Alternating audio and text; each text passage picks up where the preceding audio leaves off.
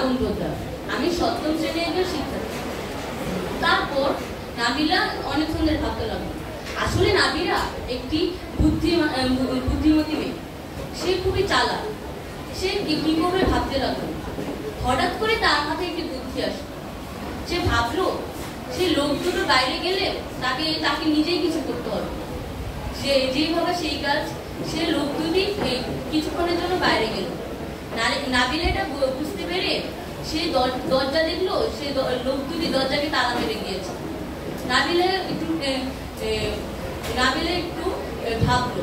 ভাবার পর সে দেখতে পেল সামনে একটা ইট রাখা। সে ইটটা নিয়ে দরজার তালার মধ্যে সজোরে একটি বাড়ি মারল। দরজাটা ভেঙে গেল।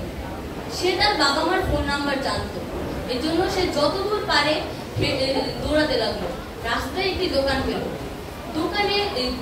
দোকানের মুদি দোকানটির মালিকের কাছে বলল, আঙ্কেল, আমাকে কতগুলি লোক আমাকে ধরে এনেছে, আমি অনেক কষ্টে পালিয়ে এসেছি।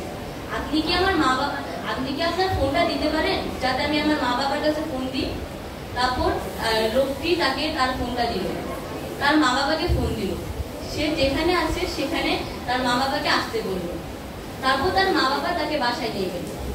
তারপর তার মা বাবা দেখলো নাবিলা খুবই মন খারাপ হয়ে সারাদিন বসে থাকে। তাই তারা ঠিক করলো নাবিলাকে কোথাও ঘুরতে নিয়ে যাওয়া হবে। নাবিলা এরা জানতে পারলো। নাবিলা তারা বললো, আচ্ছা মা, আমার সাথে আমার কয়েকজন বান্ধবীকেও নিয়ে যাবে, তোমরা কি অনুমতি দেবে? ঝর্ণা ও ঝুমাকে। তারপর মা বাবা বললো কি, কেন নয়, চলো। তারপর তারা যে জায়গায় শিক্ষা সফরে গিয়েছিল সেখানেই বেড়াতে যায়।